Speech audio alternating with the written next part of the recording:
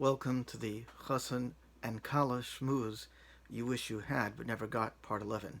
I remind everybody, as we are getting into even more serious and sensitive material, that you listen to these discussions from beginning to end, and that is, you would Google Chosson and Kallah Shmooze you wish you had but never got intro, and then it should automatically link through the playlist. This is important information. Really, Ein Darshan Arayas Bifnei Shlosha. Really, we shouldn't be talking about these things, but we must be realistic. If you're on the internet, clearly you have heard and seen a lot worse than this, and it's important that people understand a healthy psychological and Torah perspective to these matters, and it is my aim to do the best that I can to guide you. Also, if people are interested, there is a PDF available. You can email me, and there is a great deal of material. I remind you again that it is one of the most important mitzvahs, as we talked about, and sexual pleasure itself especially, and we talked about it in the last discussion, sexual pleasure, to give your wife sexual pleasure is a particular mitzvah, and we need to do this, and people need to hear about it and need to hear about it in a proper way. So we're going to start today with an understanding that even though, yes, we did say yesterday that emotional intimacy and physical intimacy and a sense of trust and connection is extremely valuable, and it is a mitzvah in and of itself, leaving alone sexual intimacy, and it is clear that without a sense of closeness and trust and safety, many people are not able to be sexually aroused. And so the process of creating that bond is something that one might take hours, days, weeks, months to build properly. And that's exactly why it's important to listen to these discussions from beginning to end. Because don't think you could, quote, skip to the good parts and actually do yourself a favor. You'll be doing yourself a disservice and wasting my time as well, because that's not how this is intended to be used. I will say again how important it is to use touch, just regular hugs and holding each other. There is a study that tells us that when people are in contact with each other for 20 seconds or more, a special bonding hormone called oxytocin is released. It's the same hormone that's released when nursing, and it creates a very positive connection and overall good feeling. Now, 20 seconds is a lot longer than you think. I would love to pause for 20 seconds for you to really experience it, but time on this video is short. I will pause for 5 seconds just so you understand how long 5 seconds is before we even talk about 20 seconds. So here's 5 seconds.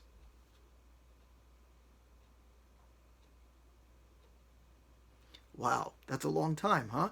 So imagine 20 seconds. So holding and touching is extremely valuable. However, again, the rabbis understood that the female orgasm itself is an extremely important part of the mitzvah. So much so that the Gemara in Nida on Daf Lamed Aleph, Amud Beis 31a and 31b discusses specifically the female orgasm. Now, it's important to understand the idiom of our rabbis. Just like the Torah speaks Bilshon B'nei Adam, the Torah speaks in the human idiom, so too the rabbis used human idiom. So there is no exact word for female orgasm. The rabbis called it giving forth seed. Now, they either did that because they believed scientifically that when the woman was reaching a climax, since she looked physiologically similar to a man having an orgasm, and a man gives forth seed, she was giving forth seed internally. Now, we know biologically that's not what happens. Ovulation happens once a month, sometimes more than once a month, but certainly it has nothing to do with the orgasm itself. However, either the rabbis knew that and just used an idiom because that's what people would understand, or they had a different understanding. But what they're talking about is when the Gemara says that if the woman gives forth seed first, the man will be rewarded, that is what they mean. So the Gemara over there says that if a man is able to delay his ejaculation, if he's able to delay his orgasm, he will be rewarded. This is a very important point that we need to understand. There is a specific mitzvah to give a woman an orgasm. Now, there are different ways to do that, and I'm not going to hold back from you. We're going to talk about this, but it's important also to know that later on in further discussions, we're going to go into so-called sexual dysfunction and sexual pathology. Here we're talking about the everyday situation. So it does take time for people to learn how to be sexual. Excuse the metaphor, but it takes time to toilet train also. It takes time to learn aspects of your body. And learning how to be sexual properly takes time for both sexes. Some people may discover or come to it on their own and others not. So some people have learned how to masturbate and have orgasms. Some women know that, some women don't. Some women are familiar with parts of their bodies, some are not. Some men know about their bodies and some don't. Now, the easiest solution, which is a half solution, is even before intercourse to help a woman have an orgasm. And that is certainly possible, and that can be done. Usually the woman can help guide or teach a man what feels good and how it feels good. There is a area of the woman's body that is actually before the entrance to the vagina. You could feel a certain kind of stiff tissue, not hard like bone, very similar to the material that your ears are made out of, a cartilage. And it's a relatively small, perhaps pea-sized organ, and it is made out of the same genetic material that the male's ava is made out of, that the male organ is made out of. And in fact, when a woman becomes aroused, that area also gets somewhat bigger and harder and stiffer, although on a much smaller scale. And it's important. That area is extremely sensitive, and usually it doesn't feel good to have that touched unless there's already a certain level of arousal. So after hugging and kissing and touching all kinds of other areas that feel good, one may touch that area too. And it's a very particular personal interaction. Lubrication helps. Some people use different kinds of vibrators or devices, but the point is that it's a very personal interaction and that communication is key. One needs to hear from their spouse what feels good and how. Consistency is often very important. If you shift your position, you move differently, that might totally affect the buildup and the arousal. It's a sensitive process, and it requires an ability and an understanding and a sense of trust and closeness to get to that point. And it's not a race, and it is not a competition. It is a process of discovery, and for some it takes longer, and for others it takes shorter, and it is something to be learned. Now, there is something particularly satisfying about intercourse for many people, men and women, and that's different. And the rabbis did emphasize intercourse itself. And there are ways, again, to help along that process that the man could delay his ejaculation. Now, we're not going to talk about so-called sexual pathology today or sexual dysfunction. And the reason why I say so-called is because I don't believe that there's anything intrinsically wrong with anybody. Any type of mental or psychological problem is something that often is about a way, an approach, a learned behavior, a distorted idea that contributes to dysfunction.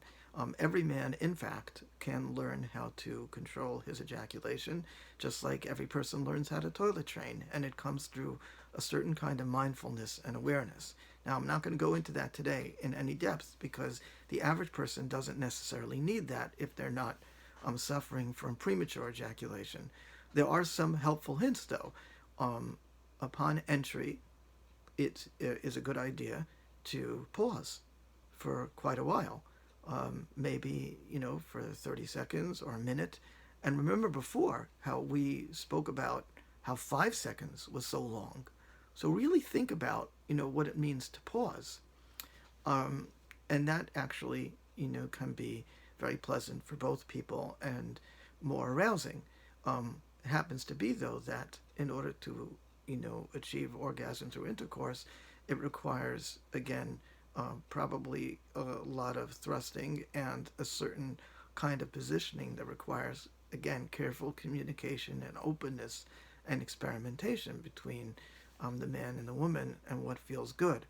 Another important idea is that even before one fully enters, even if you just do what's called ha'ara in the words of the Gemara, which means just the beginning of entry, where the tip of the male organ enters inside the woman, that oftentimes is easier for a man to control his ejaculation at that point if he were to stop right there or move in and out very shallowly.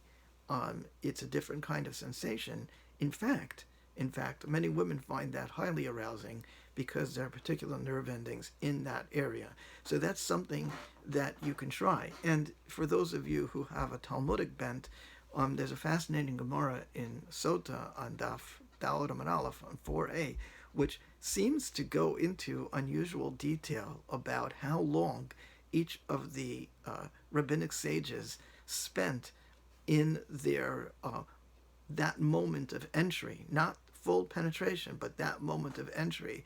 And you can look at Rashi over there, who seems to be saying ideas along this lines, and you could look at the Gemara. Basically, most of the shiurim that we have, let's say a revius is based on how much you can hold in your cheek. They all come from real life experiences. Now that Gemara is discussing a practical halacha, which I'm not going to get into now, but all these different rabbis sharing how long they spend on that initial moment of entry indicates a real life experience. And they may very well have known, so to speak, this secret, that it can be extremely arousing and beneficial to pause right at the spot of entry and even to go shallowly in and out right at the moment of entry in order to both heighten the sexual arousal and to also delay ejaculation. There are many other techniques as well through mindfulness and meditation and awareness of your body that a person can truly learn how to control their ejaculation. But I will not get into that now. When we get into the discussions about sexual dysfunction, or so-called sexual dysfunction, as I like to say, we will talk about that in greater detail. What is important to know here is that we are discussing extremely sensitive material. We are discussing one of the most sacred and important mitzvahs, and in order to do a mitzvah, you need to know how to do it. And we mentioned that there's a tshuva of Moshe that talks about how important it is and permitted to learn how to do these things, and also common sense. Like I said, you could learn all of Hilchas Safras. You could learn all the laws of writing a Sefer Torah, writing tefillin, writing mezuzahs. It ain't going to teach you how to make parchment, and it's not going to tell you how to shape the quill or hold the quill. So we need to learn these things, and even though this is a unusual departure from modesty to broadcast all this on the internet, there is so much awful, horrible things out there and discussion on the internet, both even if we don't have to go into pornography, just in popular media, that the time has come. If you're looking at YouTube videos, I think you can hear this without your ears being singed.